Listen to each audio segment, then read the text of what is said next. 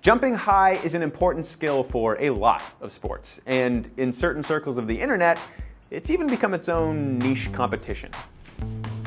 The standing vertical leap is one of the critical tests at the NFL Combine and has long been a gold standard for assessing human leaping ability.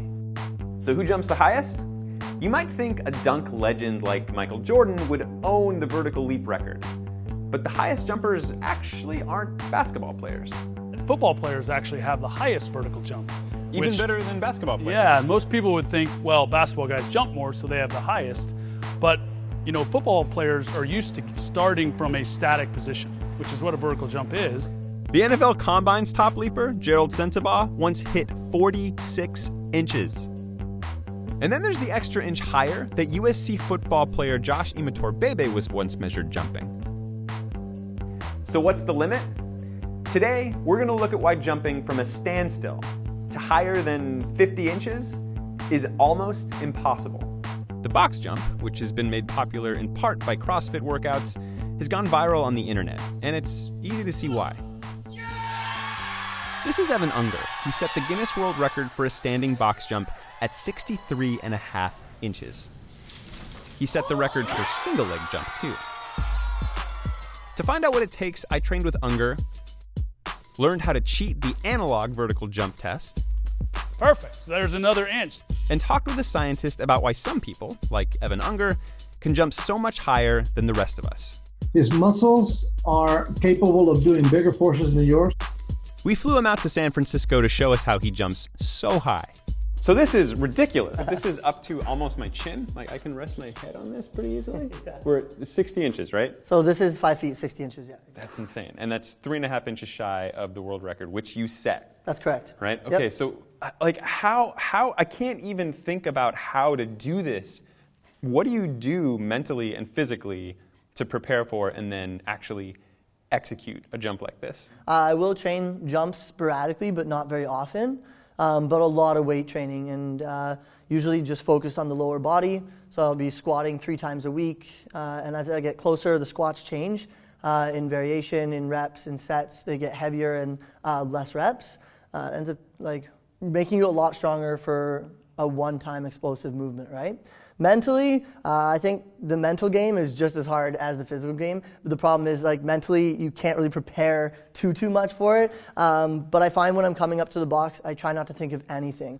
Unger trained for a year before he set his record. I didn't have that kind of time, but with his coaching, I got to 34 inches. Easy. And then 38 inches. Nice. And that's a mic. And then 42 inches. All right, this is 30-inch box, 3 4-inch plates. We're at 42 inches high.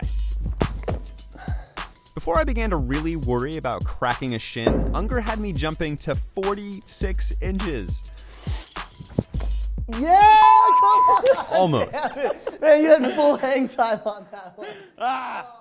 Thing is, I'm not technically jumping that high. Because remember, the NFL Combine record is also 46 inches, and I'm nowhere near as athletic as a pro football player. Now, there are lots of different kinds of jumps. There's running jumps, high jumps, triple jumps, but the standing vertical jump is used in the NFL Combine and by sports scientists because it's a good measure of explosive power. The box jump looks amazing, but it's not just pure vertical jumping. It's actually a complex move that builds on top of a vertical jump by pulling your feet up towards your hips. Interestingly, about a century ago, there was an Olympic event called the standing high jump, and it was pretty similar to box jumping. This guy, American Ray Erie, was the reigning champion. He once cleared a bar at 65 inches. If he were alive today, he'd probably give Unger a run for the box jump title. But we wanted to know how Unger might stack up against today's NFL Combine jumpers. So he and I both jumped in front of a measuring tape. Oh, God, That was really ridiculous. I just like watched him rise past me.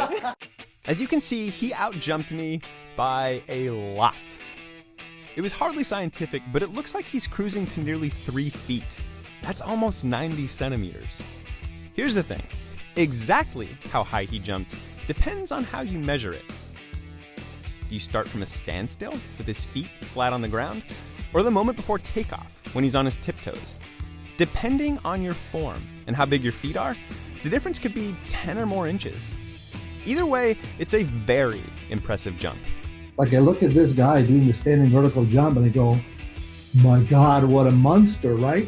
That's biomechanist Jesus DePina. And my specialty is trying to understand the mechanics of how athletes jump. Those mechanics are actually pretty intuitive. The way to get the biggest possible height is to have a big vertical velocity at the end of the takeoff. So how do you do that? DePina says it's all about moving up as powerfully as you can for as long as you can before leaving the ground.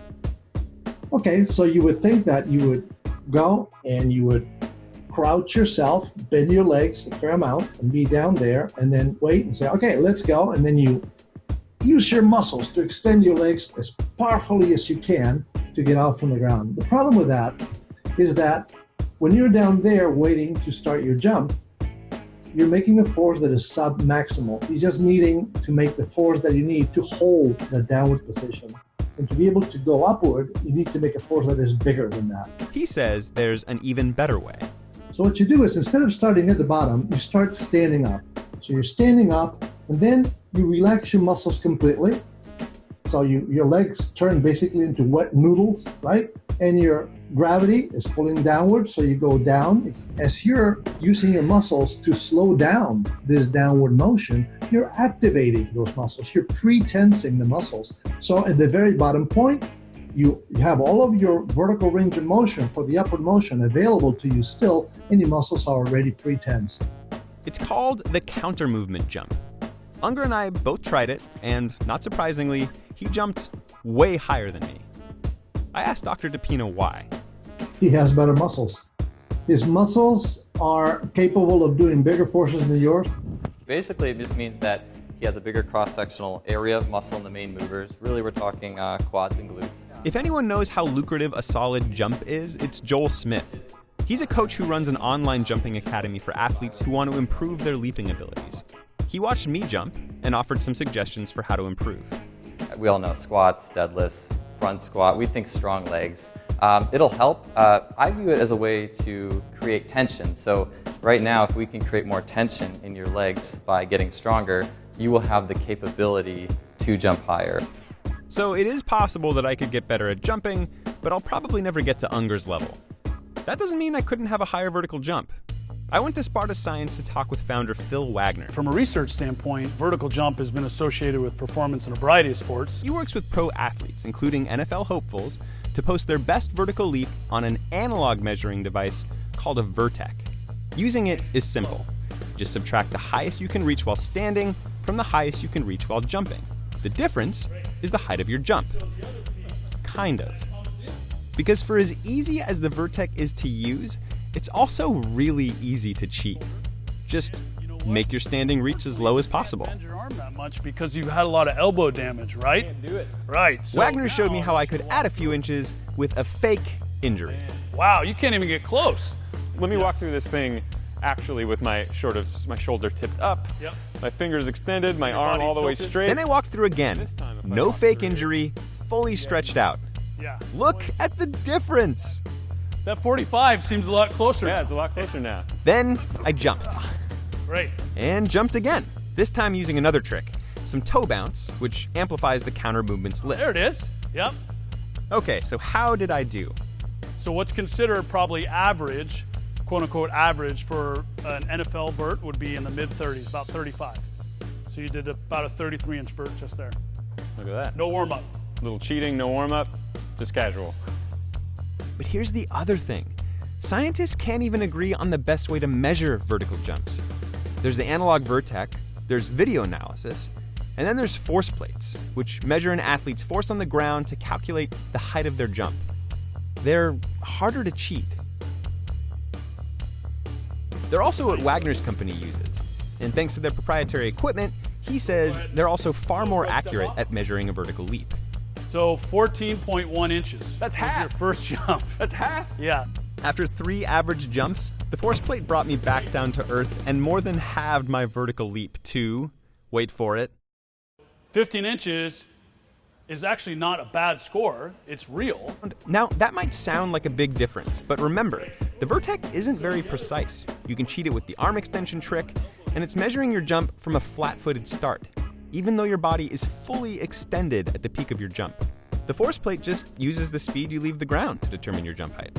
Wagner says the highest any athlete has achieved on the Sparta plate, that includes pros he can't talk about, is about 30 inches. But he doesn't think we're at the limit just yet. I believe that we're capable of getting up on this, to a 40-inch vertical jump. Really? Yes, I and believe the that's highest strong. we're seeing right now, as a Is reminder, 30. is about 29-30. That's correct. It's a fight between gravity and muscle. Drop some weight, and you might float a bit higher. If I lose 10 pounds, am I going to jump higher?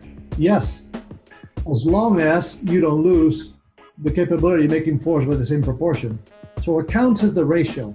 Force you can make on the ground, or muscle tension that you can make, divided by body weight or body mass. So the ratio is what counts. So if you can make your body mass be 1/2, which is impossible, imagine if you make it be 1/2, that'd be amazing. The problem is if your capability for force is also 1/2 what it was before, you'll jump the same. Wagner says better nutrition, careful training, and injury prevention could see athletes cruising even higher. I think the true limiting factor is how well can we allow individuals to recover, and that's why monitoring is so important. Right? How do we continue to add capacity on each individual without having a setback? So it's possible we'll see somebody with a greater vertical leap someday. But for now, bear in mind that what some of these athletes are doing is already almost impossible.